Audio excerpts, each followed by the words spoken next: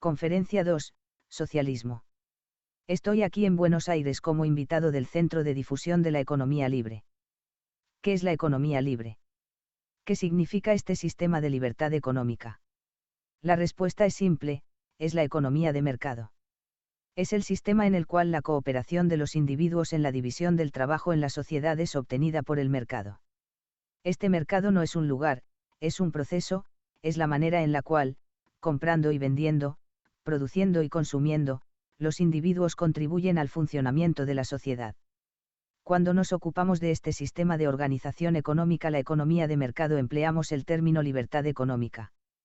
Muy a menudo, la gente malinterpreta lo que significa, creyendo que la libertad económica es algo que está muy separada de las otras libertades, y que estas otras libertades que consideran son más importantes pueden ser preservadas aún en ausencia de la libertad económica. El significado de la libertad económica es que el individuo esté en posición de elegir la manera en la cual desea integrarse en la totalidad de la sociedad. El individuo puede elegir su carrera, es libre de hacer lo que desea hacer. Esto desde ya no significa, algún sentido de los que mucha gente adjunta a la palabra libertad en la actualidad, se la interpreta en el sentido que, a través de la libertad económica, el hombre es liberado de las condiciones naturales. En la naturaleza no hay nada que pueda ser identificado como libertad, existe solamente la regularidad de las leyes de la naturaleza que el hombre debe obedecer si desea alcanzar algo. Usando el término libertad aplicado a los seres humanos, pensamos solamente en la libertad dentro de la sociedad. Sin embargo, en la actualidad, las libertades sociales son consideradas por mucha gente como independientes una de otra. Aquellos que hoy se llaman a sí mismos liberales están reclamando políticas que son precisamente lo opuesto a aquellas políticas por las que los liberales del siglo XIX abogaban en sus programas liberales. Los así llamados liberales de hoy tienen la muy popular idea que la libertad de expresión, de pensamiento, de prensa, la libertad religiosa, la libertad para no estar prisionero sin juicio previo, que todas estas libertades pueden ser preservadas en ausencia de lo que se llama libertad económica. No se dan cuenta que en un sistema donde no existe el mercado, donde el gobierno dirige y ordena todo, todas las otras libertades son ilusorias, aun cuando hayan sido definidas por las leyes y se encuentren escritas en las constituciones. Tomemos una libertad, la libertad de prensa. Si el gobierno es propietario de todas las imprentas, el gobierno determinará lo que debe imprimirse y lo que no debe imprimirse.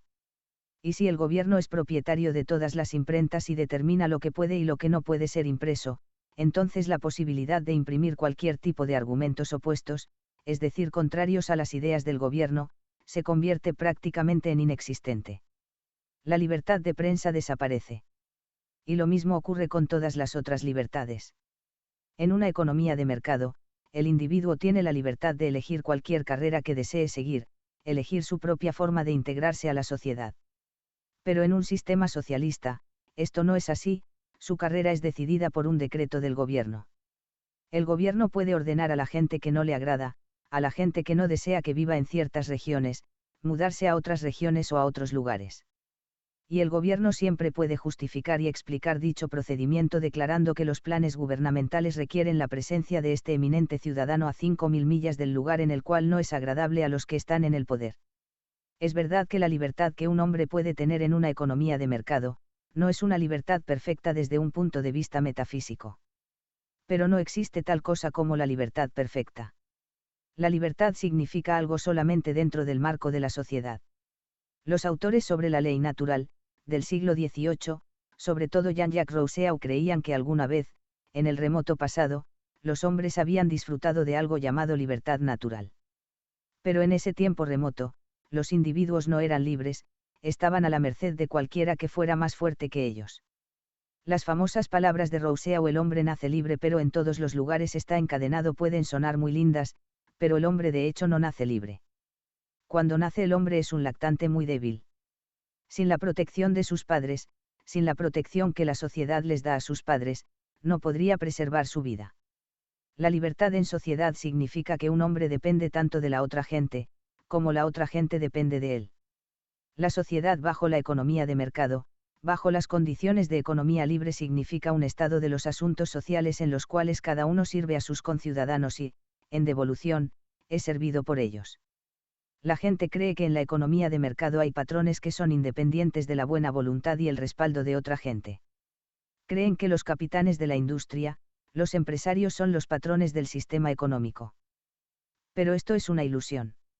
Los verdaderos patrones en el sistema económico son los consumidores. Y si los consumidores dejan de ser clientes de una rama de negocios, estos empresarios son, ya sea forzados a abandonar su posición eminente en el sistema económico y ajustar sus acciones a los deseos y a las órdenes de los consumidores.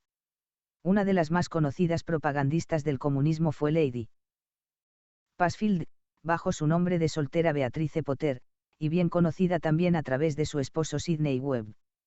Esta dama era la hija de un rico empresario y, cuando era todavía una mujer joven, trabajó como secretaria de su padre. Escribe en sus memorias: en el negocio de mi padre todos debían obedecer las órdenes que daba mi padre, el patrón.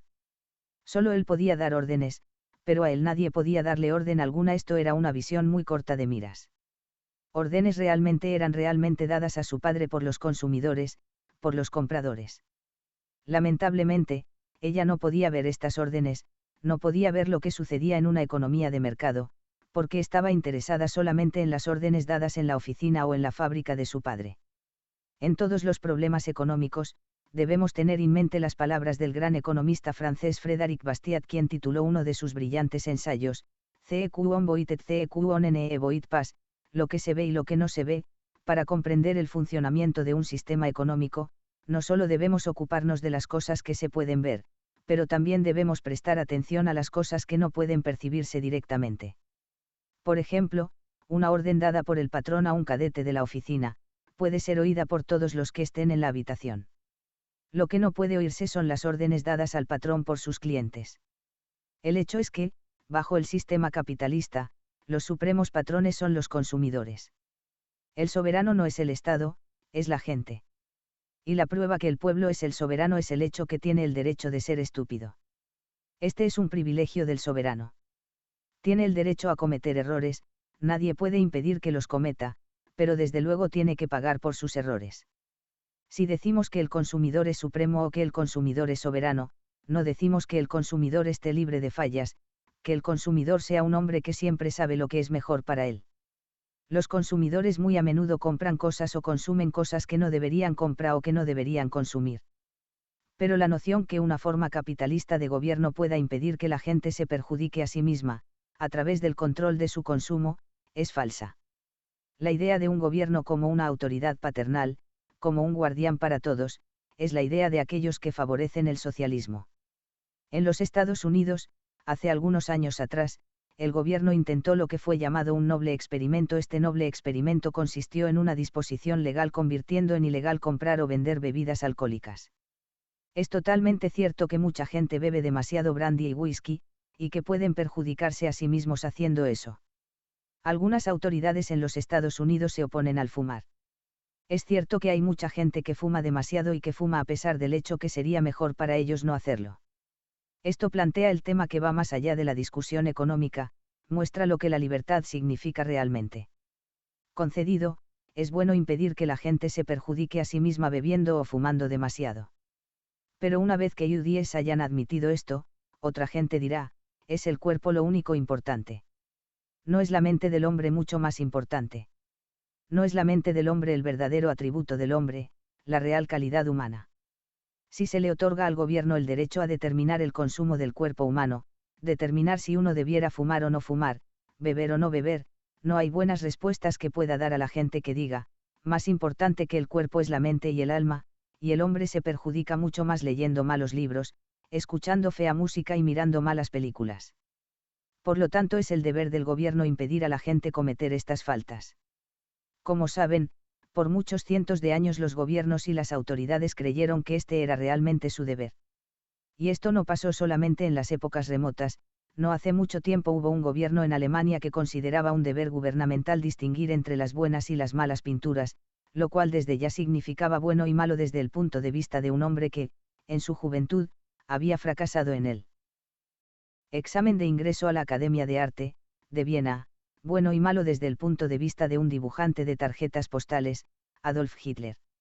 Y se volvió ilegal que la gente emitiera otra opinión sobre arte y pintura que la de él, el supremo Führer. Una vez que comience a admitir que es un derecho del gobierno controlar su consumo de alcohol, que puede responder a aquellos que digan que el control de los libros y de las ideas es mucho más importante. La libertad significa la libertad de cometer errores. Esto es lo que tenemos que comprender. Podemos ser muy críticos con respecto a la manera en que nuestros conciudadanos gastan su dinero y viven sus vidas. Podemos estar convencidos que lo que están haciendo es totalmente insensato y malo, pero, en una sociedad libre, hay muchas maneras para que la gente manifieste sus opiniones sobre cómo sus conciudadanos deberían cambiar su forma de vida. Pueden escribir libros, pueden escribir artículos, pueden hacer discursos, pueden hasta incluso predicar en las esquinas si así lo desean, y así lo hacen en muchos países. Pero no deben tratar hacer de policía con otra gente, para impedirles que hagan ciertas cosas, simplemente porque no desean que esta otra gente tenga la libertad de hacerlo. Esta es la diferencia entre la esclavitud y la libertad. El esclavo debe hacer lo que su superior le ordena que deba hacer, pero el ciudadano libre, y esto es lo que la libertad significa, está en posición de elegir su propia forma de vida. Desde ya, en este sistema capitalista puede haber abusos, y en efecto los hay que cometan ciertas personas. Es ciertamente posible hacer cosas que no deberían ser hechas. Pero si estas cosas reciben la aprobación de una mayoría de la gente, el que desapruebe siempre tiene una manera de intentar cambiar la mentalidad de sus conciudadanos. Puede tratar de persuadirlos, de convencerlos, pero no puede tratar de forzarlos usando su poder, el poder de la policía del gobierno. En la economía de mercado, todos sirven a sus conciudadanos sirviéndose a sí mismos.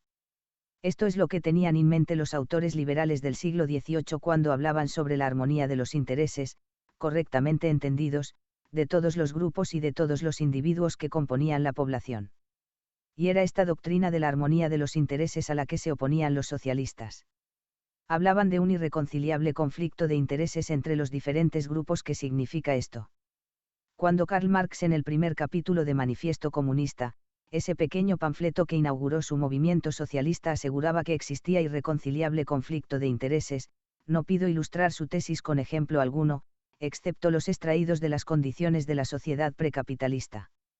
En las épocas precapitalistas, la sociedad estaba dividida en grupos de condición hereditaria, lo que en la India se denomina castas. En una sociedad dividida en grupos hereditarios, un hombre, por ejemplo, no nacía como francés, nacía como miembro de la aristocracia francesa, o de la burguesía francesa o del campesinado francés. En la mayor parte de la Edad Media, era simplemente un siervo. La servidumbre, en Francia, no desapareció totalmente hasta después de la Revolución Americana. En otras partes de Europa desapareció aún más tarde. Pero la peor forma en la que existía la servidumbre, y que continuó existiendo aún después de la abolición de la esclavitud, era en las colonias británicas.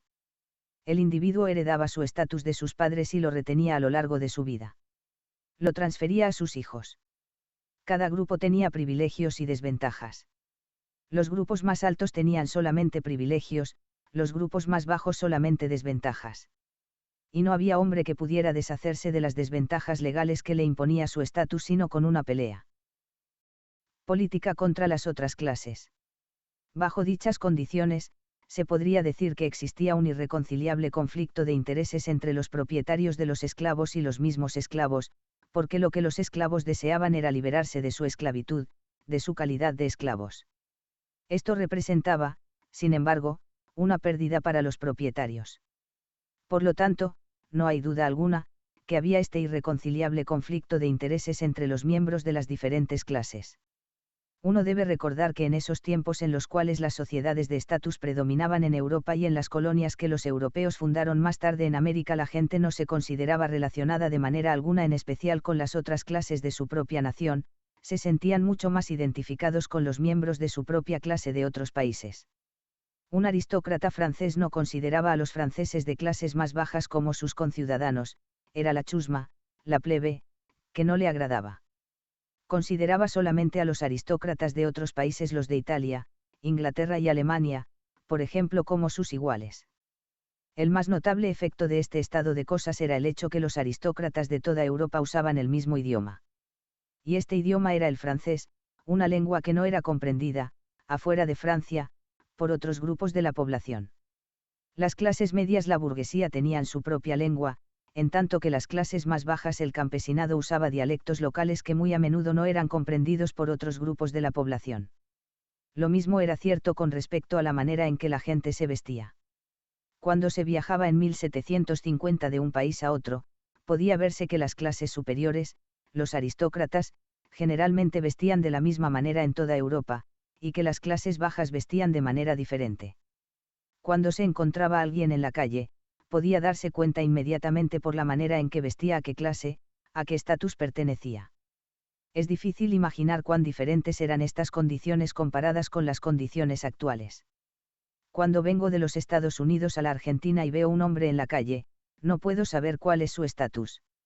Solamente puedo suponer que es un ciudadano de la Argentina y que no es un miembro de algún grupo legalmente restringido. Esta es una cosa causada por el capitalismo. Desde ya, hay diferencias dentro del capitalismo. Hay diferencias en las riquezas, diferencias que los marxistas equivocadamente consideran equivalentes a las antiguas diferencias que existían entre los hombres en la sociedad de estatus.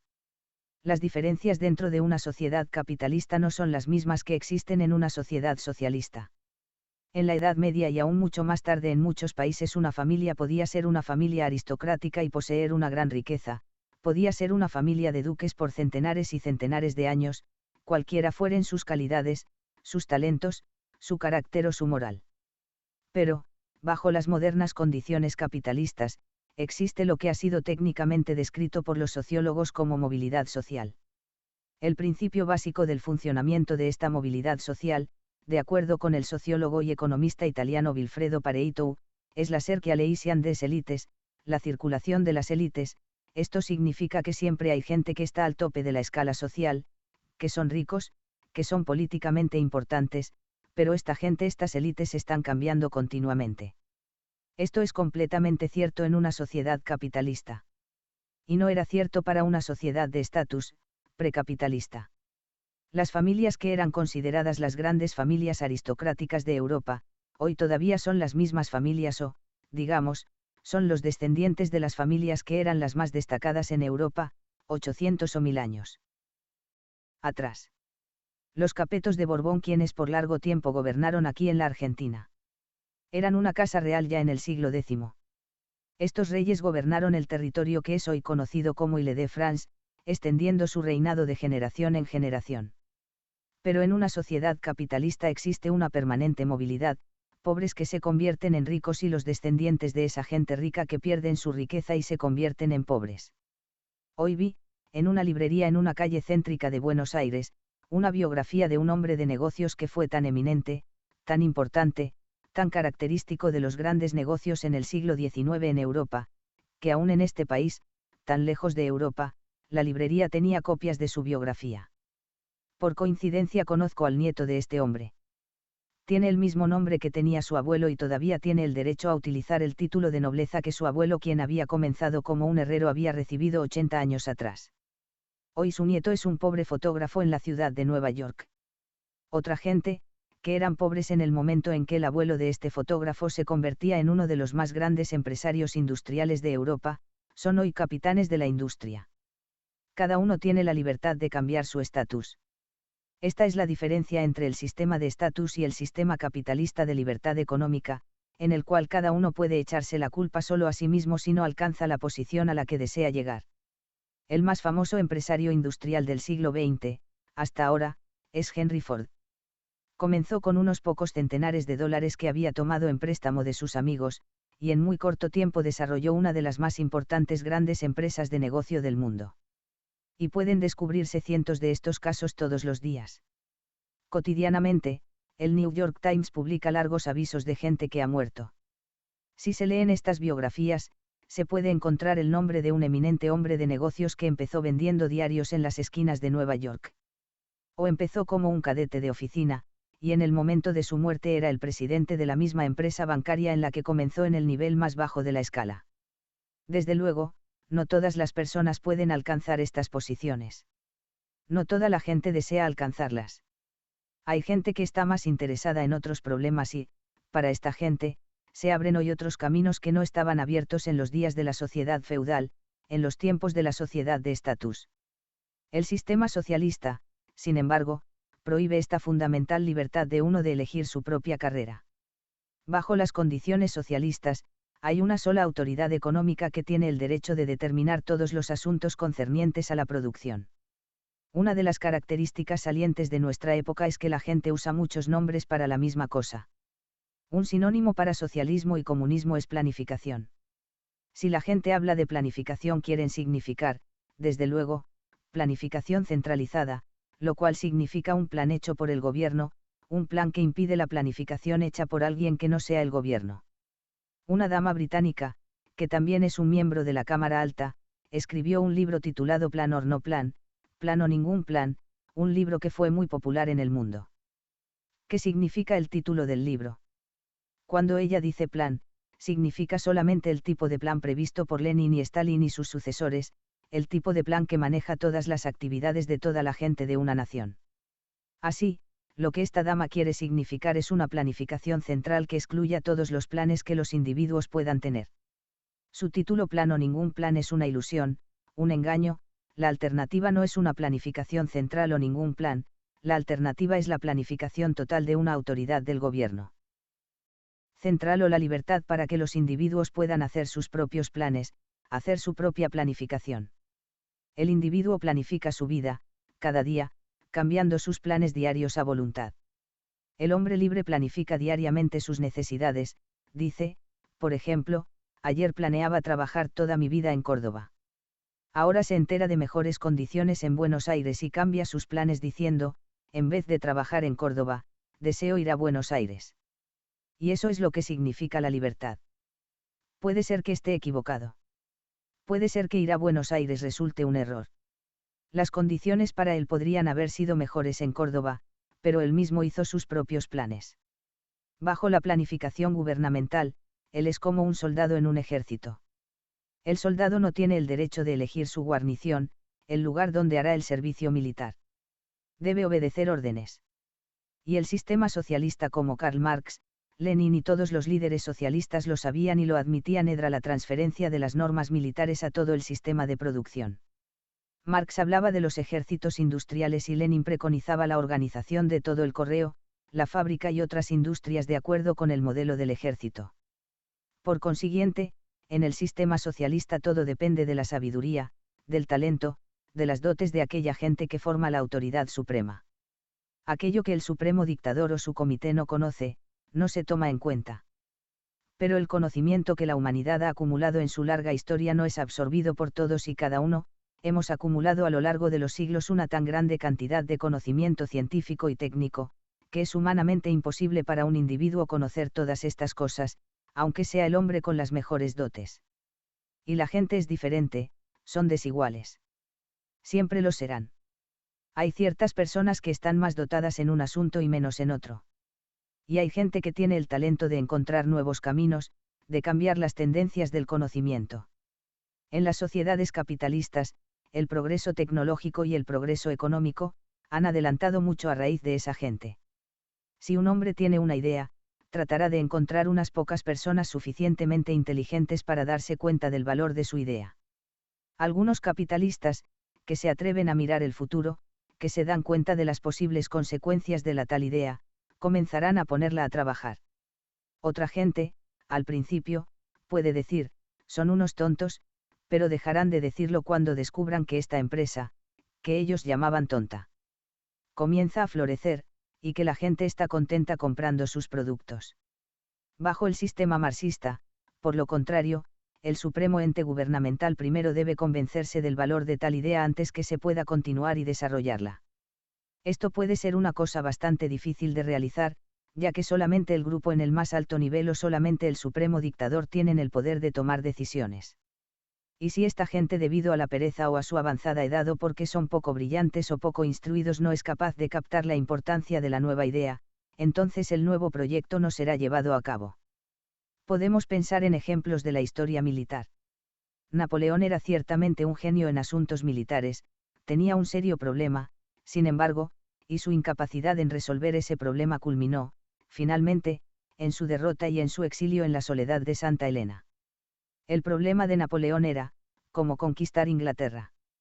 Para hacerlo, necesitaba una armada para cruzar el canal inglés, y había gente que le decía que existía una manera de efectuar ese cruce, gente que en una época de navegación a vela habían traído la idea de buques a vapor. Pero Napoleón no entendió esa propuesta. También existió el Generalstab de Alemania, el famoso Estado Mayor General alemán. Antes de la Primera Guerra Mundial estaba universalmente considerado como insuperable en sabiduría militar. Una reputación similar disfrutaba el Estado Mayor del general Fahy en Francia.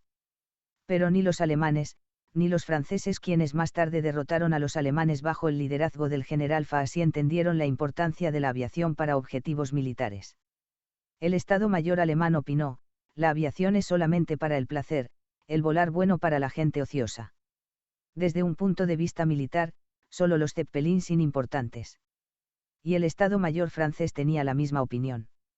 Más tarde, durante el periodo entre la Primera y la Segunda Guerra Mundial, hubo un general en los Estados Unidos que estaba convencido que la aviación sería muy importante en la próxima guerra. Pero todos los otros expertos en los Estados Unidos estaban en su contra. El general no pudo convencerlos. Si se debe convencer a un grupo de gente que no depende directamente de la solución de un problema, nunca se tendrá éxito. Esto es así también en los problemas no económicos. Ha habido pintores, poetas, escritores, compositores que se quejaron que el público no reconoció su obra, lo cual fue la causa principal que permanecieran pobres. El público, ciertamente, puede haber tenido una pobre manera de juzgar, pero cuando estos artistas dijeron: el gobierno debe sostener a los grandes artistas, pintores y escritores, estaban muy equivocados. ¿A quién debería el gobierno confiar la tarea de decidir si un recién llegado es un gran pintor o no? Debería confiar en el criterio de los críticos, y de los profesores de historia del arte, que permanecen mirando el pasado y rara vez han mostrado el talento para descubrir nuevos genios. Esta es la gran diferencia entre un sistema de planificación y un sistema en el que cada uno puede planificar y actuar por sí mismo. Es cierto, desde ya, que grandes pintores y grandes escritores a menudo han tenido que soportar dificultades muy grandes. Pueden haber tenido éxito en su arte, pero no siempre en conseguir dinero. Van Gogh, ciertamente, fue un gran pintor. Tuvo que atravesar dificultades insoportables y, finalmente, cuando tenía 37 años, se suicidó. Durante toda su vida vendió solamente una pintura cuyo comprador era su primo. Aparte de esta única venta, vivió del dinero de su hermano, que no era un artista ni un pintor. Pero el hermano de Van Gogh entendía las necesidades de un pintor. Hoy no se puede comprar un Van Gogh por menos de 100 o 200.000 dólares. Bajo un sistema socialista, el destino de Van Gogh podría haber sido diferente. Algún funcionario oficial habría preguntado a algunos pintores bien conocidos, a quienes Van Gogh ni siquiera los hubiera considerado artistas, si este joven, medio o totalmente loco, era realmente un pintor digno de sostener. Y ellos, sin ninguna duda, habrían contestado: no, no es un pintor, no es un artista, es solamente un hombre que desperdicia pintura, y lo habrían enviado a una usina láctea o a un asilo de locos. Por lo tanto, todo este entusiasmo a favor del socialismo por una creciente generación de pintores, poetas, músicos, periodistas, actores, está basado sobre una ilusión. Menciono esto porque estos grupos están entre los más fanáticos sostenedores de la idea socialista. Cuando se llega al momento de elegir entre el socialismo y el capitalismo como sistema económico, el problema es algo diferente. Los autores del socialismo nunca sospecharon que la industria moderna, y que todas las operaciones del negocio moderno, están basados sobre el cálculo. Los ingenieros no son, de ninguna manera, los únicos que hacen planes sobre la base de cálculos, los empresarios también deben hacerlos. Y los cálculos de los empresarios están basados sobre el hecho que, en la economía de mercado, los precios de las cosas, expresados en dinero, informan no solo al consumidor, sino que también proveen al empresario de información vital sobre los factores de producción, siendo la principal función del mercado no meramente determinar el costo de la última parte del proceso de producción y transferencia de los bienes a las manos del consumidor, sino también el costo de los pasos previos que llevan a esa última etapa. Todo el sistema de mercado está ligado por el hecho que existe una división del trabajo, mentalmente calculada, entre los varios empresarios que compiten unos con otros pujando por los factores de producción, las materias primas, las maquinarias, los instrumentos, y por el factor humano de la producción, la remuneración pagada por el trabajo. Esta especie de cálculo hecho por el empresario no puede efectuarse en ausencia de los precios provistos por el mercado. En el mismo momento en que se decide abolir el mercado, que es lo que los socialistas querrían hacer, se convierten en inútiles todas las computaciones y todos los cálculos de los ingenieros y de los técnicos. Los tecnólogos pueden producir una gran cantidad de proyectos los cuales, desde el punto de vista de las ciencias naturales, son todos igualmente factibles, pero se requiere disponer de los cálculos del empresario, basados sobre el mercado, para determinar con claridad cuál de los proyectos es más ventajoso desde un punto de vista económico. El problema que tratamos aquí es el tema fundamental del cálculo económico capitalista en oposición al socialismo. El hecho es que el cálculo económico, y como consecuencia toda la planificación tecnológica, es posible solamente si hay precios expresados en dinero, no solo de los bienes de consumo, sino también de los factores de producción. Esto significa que debe existir un mercado para materias primas, uno para bienes semiterminados, otro para herramientas y maquinarias, así como para todo tipo de trabajos y servicios brindados por las personas. Cuando este hecho fue descubierto, los socialistas no sabían cómo responder. Por 150 años habían dicho, todos los males en el mundo provienen del hecho que hay mercados y precios de mercado. Deseamos abolir el mercado y con él, desde luego, la economía de mercado, y sustituirla por un sistema sin precios y sin mercados. Deseaban abolir lo que Marx llamaba característica de commodity de los precios y del trabajo. Cuando enfrentaron este nuevo problema, los autores socialistas, no teniendo respuesta alguna, finalmente dijeron, no aboliremos el mercado totalmente, fingiremos que existe un mercado, jugaremos al mercado como los niños juegan a la escuela. Pero todos saben que cuando los niños juegan a la escuela no aprenden nada. Es solo un ejercicio, un juego, y se puede jugar a muchas cosas. Este es un problema muy difícil y complicado, y para tratarlo en forma completa se necesita más tiempo que el que aquí disponemos. Lo he explicado en detalle en mis escritos. En 6 conferencias no puedo entrar en el análisis de todos sus aspectos. Por lo tanto, les aconsejo, si están interesados en el problema fundamental de la imposibilidad del cálculo y del planeamiento bajo el socialismo, que lean mi libro Humanaxian, que está disponible en una excelente traducción al español.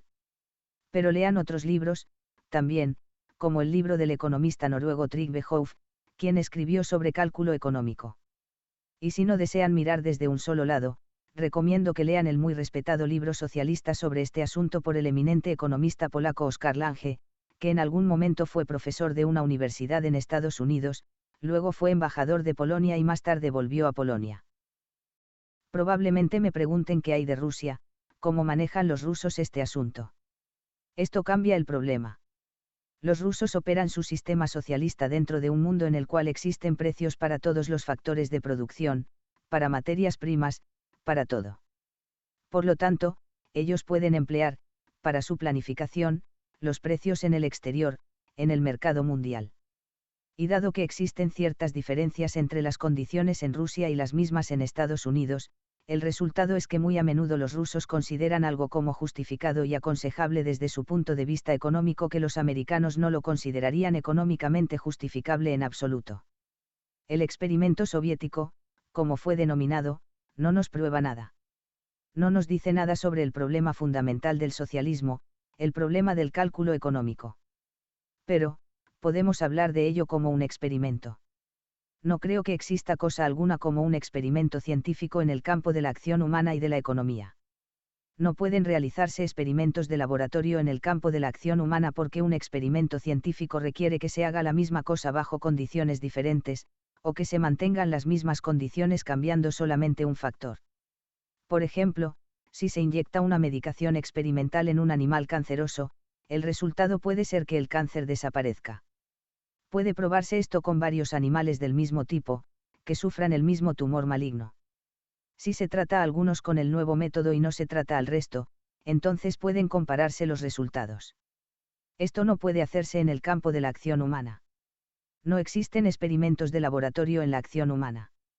El así llamado experimento soviético simplemente muestra que el nivel de vida es incomparablemente más bajo en la Rusia soviética que en el país que es considerado, por todo el mundo, como la muestra del capitalismo, los Estados Unidos. Desde ya, si se le dice esto a un socialista, él dirá, las cosas son maravillosas en Rusia y se le contesta, puede que sean maravillosas, pero el nivel de vida es mucho más bajo y él responderá, sí, pero recuerde lo terrible que era para los rusos vivir bajo los zares y la terrible guerra que tuvimos que soportar. No deseo entrar en una discusión sobre si esta es o no es una explicación correcta, pero si se niega que las condiciones sean las mismas, se niega que fuera un experimento. Lo que se le debe decir, que quizás sea mucho más correcto, el socialismo en Rusia no provocó un mejoramiento en las condiciones del hombre promedio que pueda ser comparado con el mejoramiento de las condiciones, durante el mismo periodo, en los Estados Unidos. En los Estados Unidos se escucha sobre algo nuevo, sobre alguna mejora, casi cada semana. Estas son mejoras generadas por los negocios, porque miles y miles de empresarios intentan día y noche encontrar algún producto nuevo que satisfaga al consumidor, mejor o más barato de producir, o mejor y más barato de producir que los productos existentes. No hacen esto por altruismo, lo hace porque quieren ganar dinero. Y el efecto es que se tiene una mejora del nivel de vida en los Estados Unidos que es casi milagroso, cuando se compara con las condiciones que existían 50 o 100 años atrás. Pero en la Rusia soviética, donde no se tiene ese sistema, no existe una mejora comparable. Así que aquella gente que nos dice que debemos adoptar el sistema soviético, están terriblemente equivocados. Hay algo más que debe mencionarse. El consumidor americano, el individuo es tanto un comprador como un patrón. Cuando se sale de una tienda en los Estados Unidos, se puede encontrar un cartel que dice, gracias por su visita. Por favor, vuelva. Pero cuando entra en una tienda en un país totalitario, sea en la Rusia de hoy o en la Alemania bajo el régimen de Hitler, el tendero dice, debe agradecer al gran líder por darle esto. En los países socialistas, no es el vendedor quien debe mostrarse agradecido, sino el comprador. El ciudadano no es el patrón es el comité central, la oficina central. Estos comités y líderes y dictadores socialistas son supremos, y la gente simplemente tiene que obedecerles.